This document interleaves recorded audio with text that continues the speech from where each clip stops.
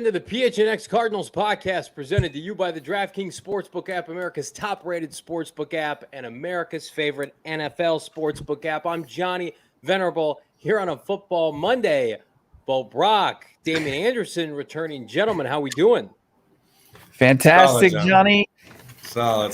After a good weekend with family and friends, the guys that back together? The NFL hosted and had alumni at respective clubs and got to share some time, I believe, with over 50 alumni from, past, and just connect with some guys and see their families. And as I was talking with Johnny before we started, Bo, just a great time to reconnect and see how far we've made it from being knuckleheads a long time ago back in the league. Yeah, it's like a class reunion you were describing it, right? It's like you guys knew each other as youngsters, as babies, and now you're all grown up. You have your own babies. You have other careers. Yeah, everybody got responsibility now in Bill. So the conversation has shifted, I would say, dramatically, for sure. Well, DA, we're happy to have you back. We had a blast this weekend. If you came out to the open practice, you said what's up to us. We appreciate it. And we had a good time. We had a good time watching open practice. Bo's been at practice today. But we want to turn the clocks back a little bit to Saturday afternoon when Bo, Brack, and I had an opportunity to connect, as did all the media there, with DeAndre Hopkins. And it's very prevalent today because we've been kind of going up and down this roller coaster as it relates to D-Hop and his suspension. Did he appeal? What the hell's going on with this whole thing? Well, D-Hop got candid about his suspension. And then you couple that today, Bo, Brack, with the announcement that, at least for now, Deshaun Watson's going to face the exact same amount of missed games, 6 games missed, for everything else he's got going on off the field. So let's start right there. Bo, in your opinion, what do you make of this entire situation with Hopkins as it relates to Deshaun? And do you think, based on his comments on Saturday, this whole thing is just a snafu by the NFL? Fustercluck?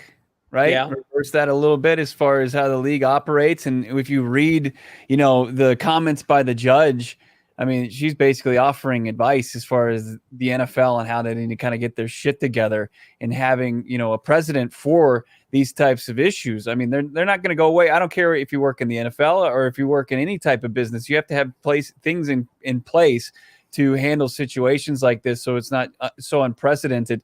So, I mean, as far as the punishment fitting the crime, obviously apples to oranges here, looking at how you punish DeAndre Hopkins and how you punish Deshaun Watson.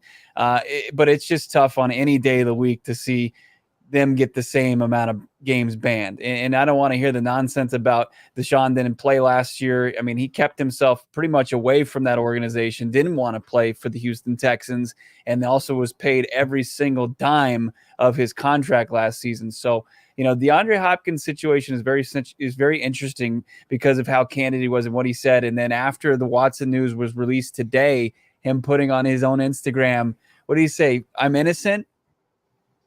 Yes. Here, free me. I'm innocent, from at DeAndre Hopkins on Instagram and all of his social media channels. It's just it's interesting to see him respond, kind of how the rest of the public are responding.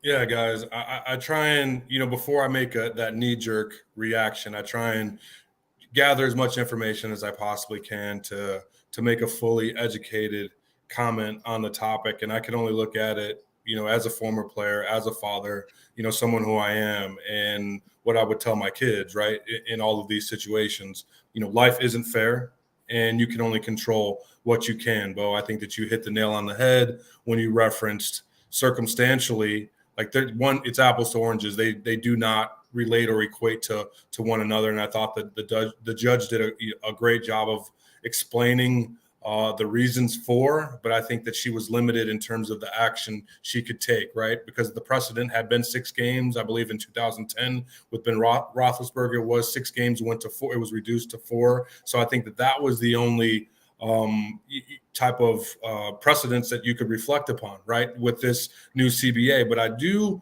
say that the NFL does have 3 days to appeal, so they do have potential. They and I believe that they asked from all the information that I was finding is that they have, they requested or suggested a year, and then after this ruling, right, that both parties pay for, that it goes back to the NFL. So I'm thinking, just with the public backlash of what's happened, like the the sentence doesn't fit the crime, and it will be reevaluated and appealed on behalf of the NFL. I just feel as though that they, in terms of saving face in the integrity of the league, protecting that shield that has, blessed so many brothers and sisters and families' lives, I think that the NFL will do that.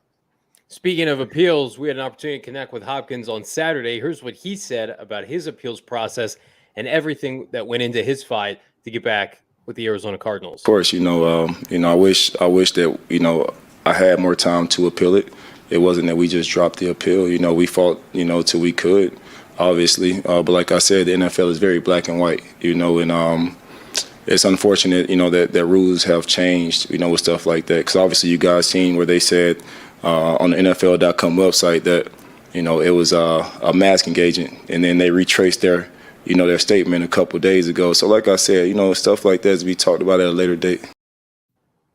Bo, he was as not animated, but passionate as I've ever seen him. Hopkins is a very laid back individual, somebody that his teammates feed off his personality in the best possible way.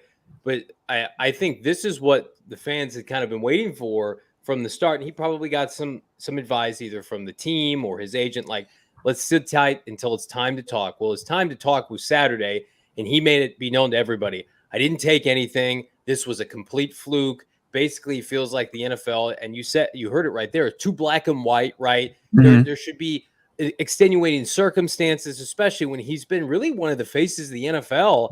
And that's why I think it's so frustrating, both for Cardinal fans. It's like, just throw us a bone here. Like, the guy clearly, either made a mistake or he didn't know what was going to happen. 6 games just feels so extreme for something like this. And he's, he explained that they really don't know where it truly came from, the source. I mean, this is the trace amounts that they found that caused the positive test was something he could have found in shampoo.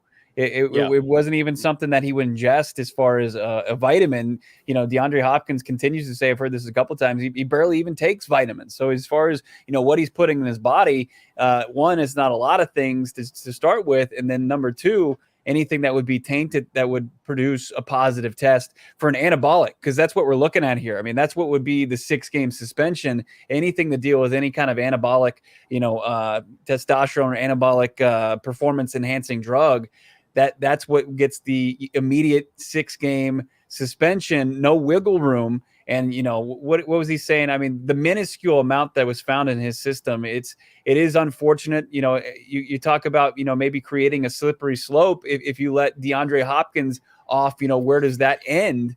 I think that when you're dealing with a case as far as this, DeAndre Hopkins, why not? Why not? I mean, it's pretty absurd. And to reiterate, there was no masking agent here, like the NFL originally reported.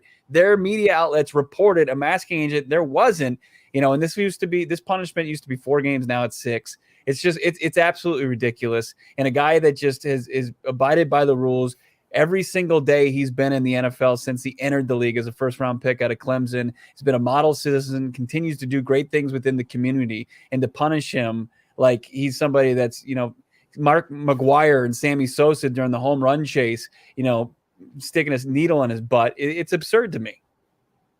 Guys, I mean, as he said, it's black and white, but I saw a little hope in there. He said to be addressed at a later date. I'm not sure what that means, but I mean, maybe I think that goes to people in the comments, Damien. People want to know, is this going to could this still get reduced, do you think? Right. And I think it's, Bo's job at practice when he has the opportunity to ask those, those type of questions, Johnny, because I think at this point we're just guessing, right? Like, I think that as Hop stated, it's black and white. I'm sure if you find any amounts of these banned substances, right, it's just black and white, 6 games. It is what it is. This substance was found. This is on the ban list. This is what you get, right? And as I'm not a doctor, I'm not a scientist. I don't know how these trace amounts can enter your system, whether it's through happenstance or picking things up. I'm not sure how what would cause that. I more so hang on Bo's point where it was 4 games before and now it's 6 games. It looks like we're, progressing backwards in one area, but trying to be progressive in another area, which with the whole Watson stuff is kind of counterproductive as I see it. Here's more from D-Hop from Saturday's presser. No, because I never took anything. I never took a supplement. I've never took any of that kind of stuff. Obviously, you know, if you know about what it is, it can be in shampoo, it can be in a lot of different things. So, you know, obviously the NFL is very black and white, you know, so of course I wish the rule wasn't so black and white, but, you know, it is what it is. But, you know, nah, I don't think I'll change anything. Obviously, it's hard to know, you know, when something gets contaminated, you know, at a trace amount when you're not working at the manufacturing company. Yeah, you're gutted for the guy. You want to see him out there week one. You know the Cardinals are absolutely at their best when they have number 10 in the lineup. You know, at the end of the day, Kyler Murray is at his best when he has D-Hop. We've seen the stark contrast in numbers for this offense, and specifically, Kyler Murray when D-Hop doesn't play. So it's something that's going to be prevalent on everybody's mind until we get definitive answers, and we're not there yet. But, man, it's salt in the wound when you see everything that goes on with Deshaun Watson, at least right now in present time, his 6-game suspension matching that DeAndre Hopkins for something as minuscule as this is just outrageous. It is outrageous, and especially what the most popular sports league on the planet, you know, maybe outside of what the European soccer, I mean, it's probably neck and neck. But as far as the biggest American sport, that as far as the people calling the shots, they seriously don't have anything really truly put in place to really police this league. I mean, it's almost as out of control as what happens in the NCAA. It's just like they're just going by the seat of their pants, and that's just no way, you know, to run a league. Obviously, we don't want a ton of rules in place and everybody's violating something. But, you know, when it comes to PEDs and your star players and how, you know, you're just going to completely throw, you know, proverbial cuffs on them, you know, for 6 games because of something that he couldn't even prevented. I just think it's crazy. You know, the head coach Cliff Kingsbury spoke on it a little bit today. I thought Cliff's comments were interesting as well. Yeah, he actually, I haven't followed, you know, the details of that case. I'm just feel bad for Hop in his deal. I don't know really the details of his case either. I just know I believe what he tells me, and it's unfortunate that he's having to miss games. He said he hoped, Cliff went on to say, you know, I hope that he kind of gets, what was it? The just, he feels like he wants not justice, but pretty much that it's all right at the end of the day for DeAndre Hopkins, which kind of kept, you know, piqued my ears a little bit, you know, that this thing isn't completely over, you know, despite, you know, DeAndre Hopkins outlining that the appeal process or the window to appeal is very short, Damien. It's like 3 days. You have to make your case. And if you lose, you're screwed and you're SOL. And then go. So, you know, the Arizona Cardinals and what Cliff Kingsbury, his comments there, it seems like they feel there might be some wiggle room here as far as their star wide receiver going forward. Yeah, guys. I mean, it just sucks and it's unfortunate. You have to believe family, you know, and I think in terms of due process, as you mentioned, Bo, that's not necessarily a reality when you violate, you know, a clause in the CBA. And as you mentioned, having 3 days to appeal, getting that background information, getting supporting, you know, documentation and or cause, is that enough time? I mean, we don't know what it entails, right, in terms of that process. But apparently, as Hop said, they've done everything that they can do, and they've utilized all their means and exhausted all their means to fight this thing. And it's the case is black and white in terms of the ruling, and it's 6 games. And I think that all that they can do is continue to move forward, look for avenues to explore to get this thing reduced, and continue to be as you mentioned, Bo, like a positive role model in the community. And if it doesn't get called until week 7 when he can go, he has to just sit on ready, waiting on go. I know what I'm going to be doing. I'm going to constantly be refreshing the DraftKings Sportsbook app for that week 1 matchup to see if the line moves, if and when Hopkins' suspension is reduced or even eliminated, because goodness gracious, you know those lines in Vegas will start to move one way or another. And you can download the DraftKings Sportsbook app now. We've got so much good content coming from DraftKings. MLB trade deadline, right? I just mentioned the NFL season you can bet on right now. College football, we're in August, gentlemen. It's college football kickoff month. Use that promo code PHNX. You make your first deposit. You get a risk-free bet up to $1,000. Kyler Murray, $2,200 to win league MVP on DraftKings. Check it out. That's promo code PHNX. Only at DraftKings Sportsbook. Minimum age and eligibility restrictions apply. You got to see show notes for details. So much good stuff on DraftKings right now. Big congratulations to our listener Gabriel, who actually won our first Toast of the Month sweepstakes. We announced that last week while we were live at Four Peaks. Congratulations to Gabriel. Got some great swag from Four Peaks and PHNX. It's a great partnership that we love here, and I just love to go to Four Peaks. I'm celebrating my birthday tomorrow. I'm probably going to go hit up Four Peaks. Hey, birthday boy. Get myself a nice Joy Bus Wow wheat, delicious, Italian beef beer bread and some fries, and just stuff my face with some delicious beer and food. Can't wait to do it. No better place to do that than at Four Peaks. Of course, they're out there in Tempe on 8th Street, as they've always been.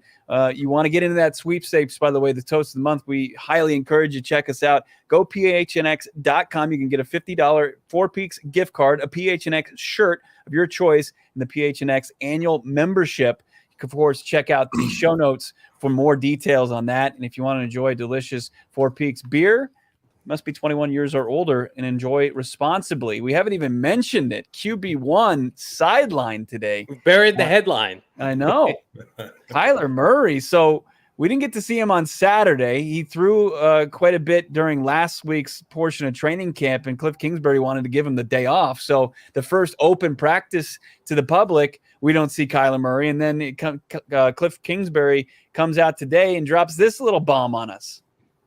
Yeah, he actually, yesterday, he tested positive for COVID, so he will be out the minimum of 5 days. But the symptoms are minor as of now, luckily, and so we'll be monitoring that. Yeah, he felt really poor at some point. I mean, cold symptoms, all that. And then the protocol is 5 days minimum, but if you feel better and test out, you can test out prior to that. Well, Bo, you buried the headline as well. As we did not see Kyler Murray in action Saturday, but Bo, myself, producer Emma, as we were walking out of State Farm Stadium, we did pass in the hallway Hollywood Brown and Kyler Murray. It's a good thing I didn't want to give Kyler that hug. I was right on giving him. I'm glad you told me to show some. Johnny? Did you want to? Yeah, I was going to come up, short brothers. I was going to come up and give him kind of a big side ass out hug, and thankfully that didn't happen. Otherwise, your boy could not be feeling too well either. But he looked good when we saw him. But in all seriousness, that this is unfortunate because we didn't get him Saturday, and then we're probably not going to get him for red and white on this Saturday. I would assume not. I would if he's back and he's cleared, I would imagine he's just going to be hanging out. COVID's dicey, respiratory stuff could linger a little bit. And I think the money sample of that line, I know people are kind of up in arms on Twitter, like, why is the NFL still testing for this? Kyler doesn't feel good. Like, he has COVID symptoms, and he doesn't feel good. He feels icky. So my guess is when you don't feel well, because the NFL, correct me if I'm wrong, Bo, they're not just testing to test now. They test you. I feel like when you have symptoms, and then he was positive, so he has to sit out. But it's not like we're going to be mid-October playoff run. Kyler's fine. No. They're like, oh, you have COVID. That's not what they're doing this year. Thank goodness for that, and thank goodness that they caught it, so his teammates hopefully don't get sick either. But Damien, I'm bummed, man. I wanted to see Kyler Murray next Saturday. I'm bummed too, and I had my daughter with me. She was super excited. We were trying to find him out there this past Saturday, Johnny, and the fact that he won't be out there this weekend, probably, with all, trying to pinpoint a day. And I know that Cliff said he could potentially be back sooner if he tests out of the, COVID protocol. But obviously not having the most electric player on the football team, not on the practice field, it kind of you have to temper your expectations and go in there and just be a real football fan and try and watch practice and identify guys that look at Xavier Collins and look at. You gotta be a diehard. You gotta be a diehard, yeah, for sure. Yeah, you got to be a diehard, and you got to get to know some other players because it's going to be hard to watch a Cardinals team, as anyone knows, without Kyler Murray lining up at quarterback. Yeah, and we'll get into more of that in-depth, practice viewing with Damien because I want to hear his thoughts on Keontae Ingram, who flashed on Saturday. But sticking with the Kyler Murray thing, so it is minimum 5 days, and as Coach said, he can test out of that. But it's like, okay, so he was feeling poor enough, and Low Tone Capone pointed out probably a poor choice of words with Kyler Murray. He's not going to be poor another day in his life, $230.5 million. But Kyler Murray not feeling well enough to get tested. So if he's feeling good enough, maybe in 3 days, and they're like, okay, let's test him, they'll do it. But otherwise, they're just going to ride out those 5 days, and then they'll bring him along slowly. He could be, as far as the time frame, it works out for red and white. But, he's got to be feeling up to, participating in that practice, that scrimmage. And at this point in the season, why push it? Why not be as precautious as possible? You know, that Colt McCoy, you can get a better look at Trace McSorley and those other guys as far as this offense goes, Johnny. Well, and you saw last year, Kyler didn't play in the preseason. They held him out for a ton of time during the regular season when he had his ankle. They do not push anything, which is why I'm sad for the fan base, because I think there's three other practices after Saturday that the public will be open to the public. So they'll be able to get a glimpse. I'm almost sure. Well, I don't know. I think it's a conspiracy theory now that they're paying in this money. Michael Bidwell and company are saying, you want to see Kyler Murray throw the football, you got to pay me bottom dollar. You got to pay. You got to pay for regular season tickets or preseason tickets. See Kyler Murray pay. Last Saturday was a sore arm. By the way, I did find it interesting. I heard on NFL Network, because Cliff Kingsbury is being interviewed by Kurt Warner and a reporter, and they alluded to Kyler Murray having a wrist thing. And would he have thrown today if he wouldn't have had COVID? And Kingsbury said some light throwing. So for those of you who don't know, Kyler got dinged up on the wrist, which kind of alluded to the arm fatigue he felt on Saturday. So maybe all in all, this is kind of a blessing in disguise. Like, he's been throwing a lot. He's been pushing himself this offseason. You'd love to see it. He's in phenomenal shape. If you have an opportunity to see him at all, he looks bigger, and he's been throwing a ton to the rookies, they said, on Saturday. So maybe, Damien, it's just take a week off, be at home. Don't turn on the Xbox the whole time, and just and rest up for the home stretch here as we get ready for September. Get a couple hours of studying in, Johnny. You know what I mean? Look the gift course in the mouth, and just I'd say rest, right? Stay in communication. I'm sure. Right, yeah. I'm sure that they have the means for him to connect to the meetings virtually, right? So he's always looking at timing, looking at defenses, and they have a whole catalog of information and games for him to reference. But I think that he just has to sit back, take his vitamins, whatever they is, give him, the antibiotic, rest, IV drip, whatever the protocol is nowadays, that I'm sure he has access to the best of the best, right? So do whatever it is, rest, get back when he can. I think the fans understand it does suck, but I think most importantly that he straps up game one against Patrick Mahomes and company. There has never been a better ad transition read than I'm about to do. Kyler Murray has COVID. He is supposedly doing better than can be expected, in part because he's vaccinated. COVID-19 vaccines are free for everyone 5 and older. Those 12 and older are also eligible for the booster. Visit azhealth.gov/find vaccine for a location nearest you. Again, get your booster, get your vaccine, come hang out with us. We're going to be at the red and white practice on Saturday hanging out. We're going to do our first post-game show, one of many this year, hopefully en route to the Super Bowl in Glendale. But yeah, first post-game this Saturday after red and white. Come hang out, come kick it, get your vaccine first, stay healthy and safe. Maybe you can take more of a holistic approach to feeling better. Maybe tap into some OGs. Of course, our partner OG's Brands. And I talked about the Four Peaks flavor of the month, or the sweepstakes we have going on with Four Peaks, but we've got the sweepstakes going on, Flavoring Life sweepstakes with OGs. One winner will receive 3 bags of OGs, including orange creamsicle and tropical flavors. An OG's hat as well, PHNX shirt of your choice, and of course that PHNX annual membership. Just throwing those out there, man, and those are valuable. Sign up at gophnx.com. Click the link in the show notes, also below us here in the show notes and in the podcast show notes. Check out OGs online as well, ogsbrands.com, and on Instagram at ogsbrands. You can find the products in your local dispensary. And like Four Peaks, you must be 21 years or older to purchase. We did also get some insight on why we haven't seen Kyler Murray's blindside protector, left tackle, DJ Humphries. DJ Humphries been out with a GI infection. So that's what's been sidelining him. That's the sickness that he's been dealing with. So he's been out all training camp, Johnny and Damien. Something that's not, of course, going to be, he's out there. He's in his jersey. He's in his shorts, but he's just sidelined still. And that type of sickness, a stomach virus, isn't going to, nobody's probably going to pick that up. It's not going to be anything that anybody's going to catch from DJ Humphries.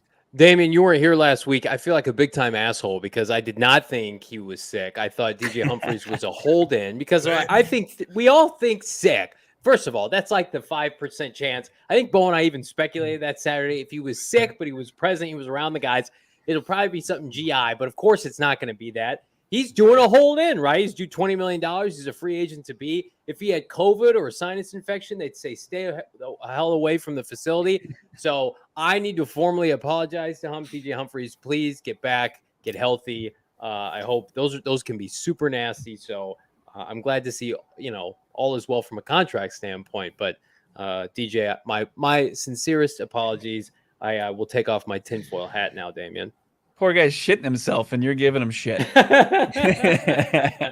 I mean, I was gonna say anybody dealing with bubble guts as an adult is a problem. So I wish my guys some Imodium, some antibiotics, and whatever else you need to get you feeling right, so you can protect Kyler Murray. James Conner can do his thing. This Cardinals offense, which I'm most excited about, guys. And I know that we've been talking about these other stories, across, but to have Rodney back, have Kyler in the fold, all these offensive weapons, D-Hop or not, D-Hop is a GOAT, right? It goes without saying, but we know that this team is going to have to play 6 games without DeAndre Hopkins, and they got some stars still. And I'm anxious to see, is it going to be? And Johnny, I noticed you've been tweeting. I think I see that you're developing a love affair with Rondale Moore. I've been noticing. I love all the wideouts. Give me all the weapons. I love them all. Tell me how Trey McBride's looking, though. Tell me how Trey's looking. Well, Bo put it best when we were watching him Saturday. They just have not had something like this before. Somebody this big, this fast, this physical. And you just looked over and they're running team, and he's with the ones. Now, I don't know if it was for the duration of the ones, probably some sub packages.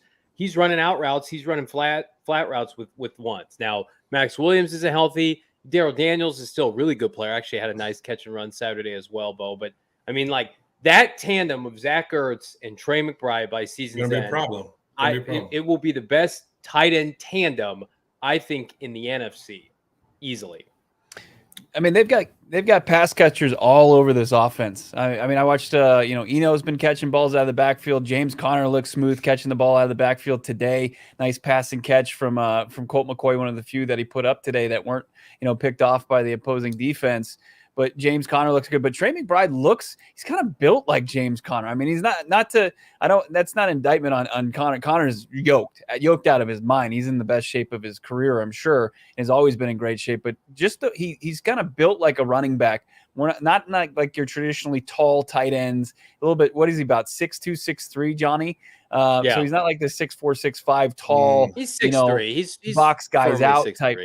He just looks, he's just more stockier, more built like a back more so than a tight end from what I've seen. Who was that tight end that we saw out of Washington? He went, I forget what school, but he was a beast. He was in the Reebok commercials catching the ball. Mm-hmm. I had it in my notes to bring it up, but I couldn't remember his name. Remember, he was a beast. He was in that hybrid type of initially the Y, where they start splitting them out, and you saw him do it with Dallas Clark in Indy. Are you talking about Chris Cooley? Cooley, yes. Yeah. Do you see him in that type of role? Yeah, Bo. That'd be great. That would be an awesome role for a guy like Trey McBride. I think that's a great call, DA. I hadn't even thought about that. But, Cooley, he playing that. It was the H-back coming out of the backfield, also playing off the line a little bit as a traditional tight end. Yep. Yeah, that'd be great. I think that would be a nice little wrinkle to this offense. But as far as today went, no Kyler Murray back there. You had Colt McCoy. We saw Zaven Collins posted the video up there. Zaven Collins was going 110 miles per hour on some pass rush drills and nearly took out our camera person, Emma. He went flying into some tackling dummies behind it. Couldn't slow down. J.J. Watt was astounded by it. You had Isaiah Simmons continues to work with the safeties and do drills with the safeties. So I'm playing a lot of slot corner on Saturday, Johnny. Is it just he's on the back end of this defense now? Safe to say. Yeah, and I think some people were pushing back because, I said something during our live hit at the end of the day Saturday that he's playing predominantly safeties, but when he plays linebacker, it's on third down and it's to cover folks. It's not to be a run downhill linebacker. So, and they used to do that with a lot of safeties. We talked about it with Adrian Wilson on Saturday. He's playing in coverage, right? That doesn't mean he can't help in run support when needed on the edge, on the perimeter. But he is so gifted, and they feel like his best attribute is to be a difference maker in the secondary. That's where they're going to play him. And I think in part because of the confidence that they're seeing with somebody like Zaven Collins. We connected with Vance Joseph in that press conference on Saturday, and he was as glowing about Zaven Collins has, as I've heard him since he's been on the team, maybe, more so even that week 17 game against Dallas last year where he had a really nice afternoon. He knows the playbook. He can just go out there and be a football player. He may or may not call plays. I think, myself included, we got hung up too much on that. This defense is very complicated. That's why it takes a fourth-year vet and Jalen Thompson, who's been under Vance Joseph his entire career, to be able to call it. But at least 4 hours a week to study. That's for at least 4 hours a week. Goodness, Damien, aren't you glad you missed that last week? Zaven Collins, to me, he's leading the linebacker drills. He is by far, it's not even close. He is the most gifted linebacker that they have on the team. He's in an A tier, and with respect to everybody else, they're good NFL players. They're on the team. They are in C tiers. They're C tier linebackers. Nick Vigil, everybody else in that, Tanner Vallejo, they do not sniff his athletic ability or his flipping size. Okay, Johnny, and I will agree with you on that. However, we need to see that come the first round draft. And that's what Vance said. He needs to play. He has to play. Right. And I mean, you can only get experience by playing. And I think that's when you see the biggest jump for players, mostly from year 1 to year 2. So I'm anxious to see if you got a head coach who's seen a lot of shit over the years, right? For him to be, to your point, Johnny, glowing about a player and seeing the progress that he's made over his time spending with him. I'm so proud of Zaven.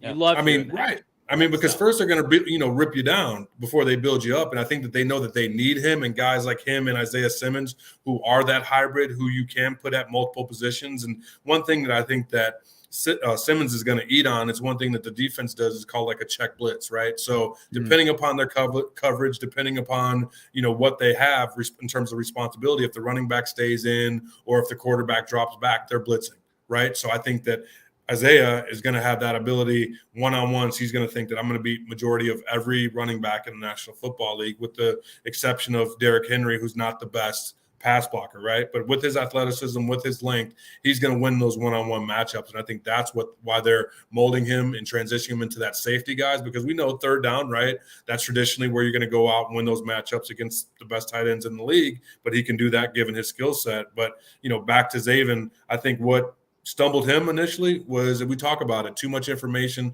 paralysis by analysis. He's thinking too much. He just wants to go out there and hit guys. But once he slows down and he sees and understands the game, that's when you get to see that athleticism that you talk about, Johnny.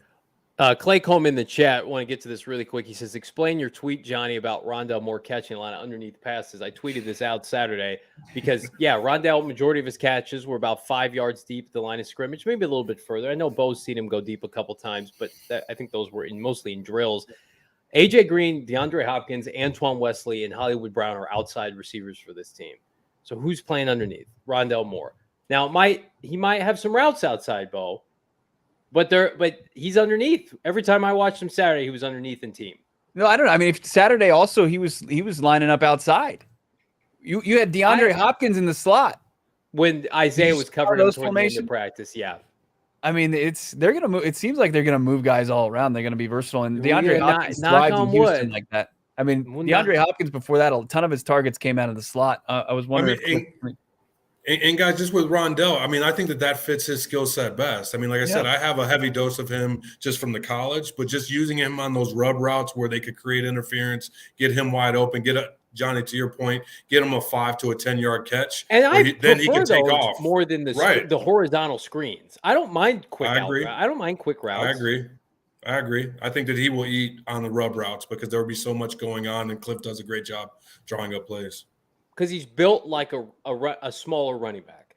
And so I think where the frustration was last year, and everybody saw it, and I don't know if it's been on display or not every day at camp, but just leaving him out to dry, Bo, on those quick horizontal passes, those quick screens where he had no room to operate. At least you get in the ball even 5 to 10 yards downfield in space. We all agree that he's got better yak ability than Christian Kirk, and Kingsbury's already confirmed he's going to play Christian Kirk's role. Johnny, rumor has it that was your role when you played in high school. It was like kind of more slot miniature guy. No, with a neck roll though. With a neck roll. I did not have a neck roll. Never had a neck roll. Do I need to pull up some game tape? I might have to call mom and dad. I had to pop on because I haven't seen my guy Damien in it feels like a couple months, man. It's so been welcome a while, back, bro. I appreciate you. Of course. Always. Glad to be back. Johnny, you shouldn't have. I mean, you get dragged for your no high school neck roll days. ever, Johnny. Never. I hated that look. I had long hair though. It came and touched my shoulder pad. So why would I want to cover that with a neck roll? But that was better than the neck roll. Hair flex there. He did think he was a mini. I'm 5'6", but I will never ever go bald. I will never ever go bald. Respect that. Respect that. Couple of things though, the Zaven Isaiah stuff, like people took it as an indictment with when Vance Joseph talked in the press conference, and I saw it as far as because I tweeted out and I'm just reporting some things, and people take it as Vance kind of crushing his guy. Is like Isaiah in his third year. He says these are two guys who are in completely different paths right now, different stages of their career. Isaiah is at where he needs to build his football IQ. It's not saying he lacks football IQ. He just needs to be, trending in the right direction as far as what his knowledge of the game and where he needs to be on the field. And then and as to what you guys were saying, Zaven just needs to freaking play. That's it. He just needs to get out there and get those reps. Also, what we learned from Vance Joseph is as far as a pair of rookie pass rushers that we've been kind of following. Sounds like BJ Sanders has the edge on Cameron Thomas. Didn't you get that sense, Johnny, as far as what BJ had to say about those two guys? Yeah, and that's not an indictment of Cameron Thomas because he was drafted before him. Cameron Thomas, you got to remember, has never stood up at the collegiate level, and then is trying to learn that now as a stand-up 3-4 outside linebacker in the NFL. Majee Sanders stood up a lot at Cincinnati. Like this was somebody that if his speed could translate, and it did. And by the way, if you didn't see the video Bo posted, I think of Byron Murphy's pick in the end zone. Watch what Majee Sanders does to Kelvin Beachum on the edge. That very, very promising. That's got to get you fired up. So he was more pro ready. Obviously played at a higher level of competition. Cincinnati's in the running for a national championship somehow. Cameron Thomas, to me, he says he's just trying to control his strength, I think is what Vance mentioned to us, Bo. But, I initially thought when they drafted him, I thought he was going to be a 5 technique. I thought he'd bulk up a little bit and play like kind of the Zach Allen role, but they're going to keep him an outside linebacker. But Majee, to me, of all of the rookies that they have, I think, coupled with Trey McBride, has a chance, certainly on defense, has a chance to be the standout this year of this rookie class. Like if we looked up, Damien, at the end of the year and Majee Sanders had like 7 sacks in this defense, I would not be surprised. You can't teach elite speed and that feel for the pass rush that some guys just have innately.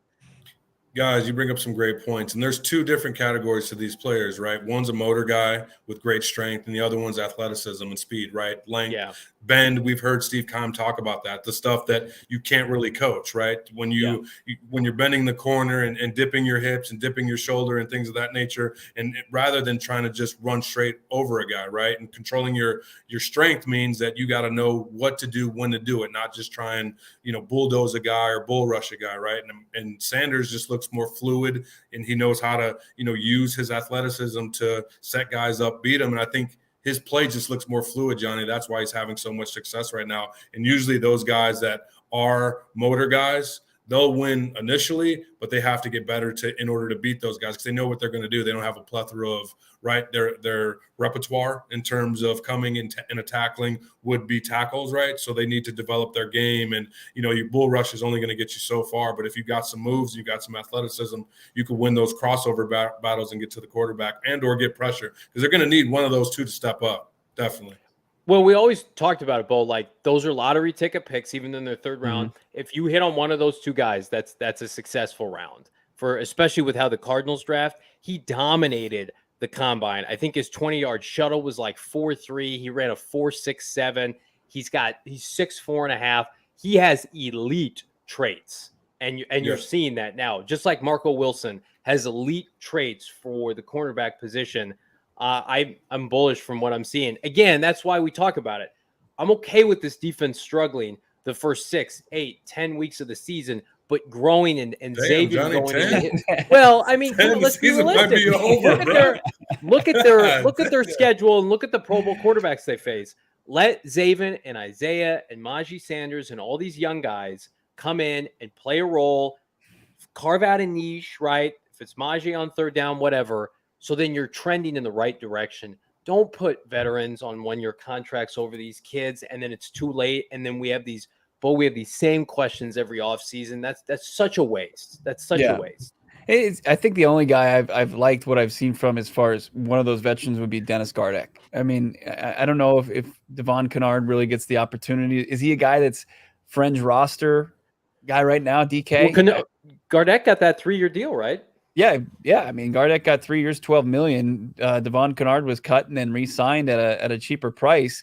I got to imagine Kennard's got to have a big preseason, but you talk about the first 6-10 weeks of the season, and that's way too long, in my opinion, for a defense to kind of find itself, Johnny. I mean, but the one thing the Arizona Cardinals are going to have opposite Marcus Golden, who had an interesting post on his social media today, we can get before we get out of here, but they're going to have some athletes coming at you on the other side of Marcus Golden. They're going to have, as you mentioned, like Zaven Collins. Watch that video on my Twitter again today. I mean, just imagine that coming around the corner. That's good enough to get to an NFL quarterback. That kind of speed, that kind of bend, that just reckless at times. Like I said, he sold out. It was a yard sale into the tackling dummies from Zaven Collins, and then that Isaiah Simmons is going to get edge rush opportunities as well. Like those two guys, Najee Sanders. It's like if you're an offensive coordinator, that's a lot to keep up with. A lot of speed and athleticism coming from a rotation. If you're not paying a guy $17-18 million like Vegas is with Chandler Jones, why not just flood it with numbers and speed? No, I like that, Bo. I mean, I think that you should just play until, let it be competition, right? Like if everything's even, let the guys go out there and compete. And I think having two young bucks out there, they're going to feed off one another. And as you mentioned, throwing Zaven in the mix, I think it could be some great combinations. We talk about offensively, Cliff Kingsbury being able to do, all these plethora of moving the offense around, getting guys the ball. They're going to need to do that offensively because, and I know that you're talking about Marcus's, I think I saw today too, Bo, about being, underappreciated or disrespected. Like the dude is continued to produce, give him his respect, give him his flowers. I mean, he's continuing to show people that you should acknowledge him on the defensive line. I mean, no one just goes out there and gets double-digit sacks for no reason, but I know he was in the shadow of one Chandler Jones. He's gone now, and it's his time to shine. And, I mean, he has a great opportunity because they're so, as we talked about, leveraged offensively, and everyone thinks like, oh, if the defense gives up 20 points, offense should score 28, we'll be all right. So this is an opportunity to, under-promise and overperform for Marcus and company. Yeah, I mean, the big thing about that, though, I mean, as far as the 20 points is, were they able to get off the field? Because, I mean, we've seen, if you're in the ballpark of those points and it looks like Thursday night with Green Bay and they're just moving the ball down the offense and just crushing you as far as time of possession. I mean, it's one thing if you're giving up quick scores, but if you're giving up long scoring drives, it's tough, and it will keep your main weapon, Kyler Murray, at bay because he can't get on the damn field. That's going to be key. I think there were a lot of drives like that at the end of the season that were just backbreaking for this team that they can't duplicate that here in 2022. Underpaid, underappreciated, undervalued, but I'm still working. That's what the Junkyard Dog, that was his tweet today. You talk about the anchors of the locker room. Steve Keim brought this guy back. It was a mistake to let him go once upon a time. He's a seamless fit, not only on this team, but in the community. He's ingratiated himself. He's part of Steve Keim's most successful draft class, the 2015 class that was with Humphreys, David Johnson. If he comes out and balls again this year, I don't know how you don't extend him. And then you got these two young kids to them parlay, and it's not a huge need next offseason. Johnny, I'm just gonna throw this out there because I know that you're from Southern Illinois. You've been to Missouri, Illinois? I mean, Missouri, St. Louis, and for a person to make it out of Missouri, St. Louis. Oh my God! I'm gonna bet on him every time, John. Absolutely, I'm gonna bet on Marcus every time. I'll never forget that draft class, 2015. Everybody loved Shane Ray. You guys remember Shane Ray? Yes, he was the first round prospect. Yep, and the Broncos traded up in front of Steve Keim to get Shane Ray, and then the Cardinals, held back. They took DJ Humphreys. They took Marcus Golden. Yeah, both Missouri. Took Marcus Golden in the second round, and he's gone on to be a significantly better player, significantly better pro. And this isn't a knock on Marcus. Not even a question. It's not even close. And he doesn't have a tenth of his Shane Ray's physical stature. You look at Marcus. You go and watch these practices. He looks impressive. He's an NFL player, but he's not built like a Cameron Thomas or somebody like that. All effort. But you can't measure a guy's heart. He's all heart. He's the kind of players that you want around this team. And he's somebody I can't wait to see this fall. I can't wait to see everybody hanging out with us here in the fall. PHNX Cardinals Live. We're hoping to have some tailgate events. We're hoping to have a bar at some point. Again, I mentioned it. Bo and I are going to be at the Red and White practice on Saturday. Come say what's up.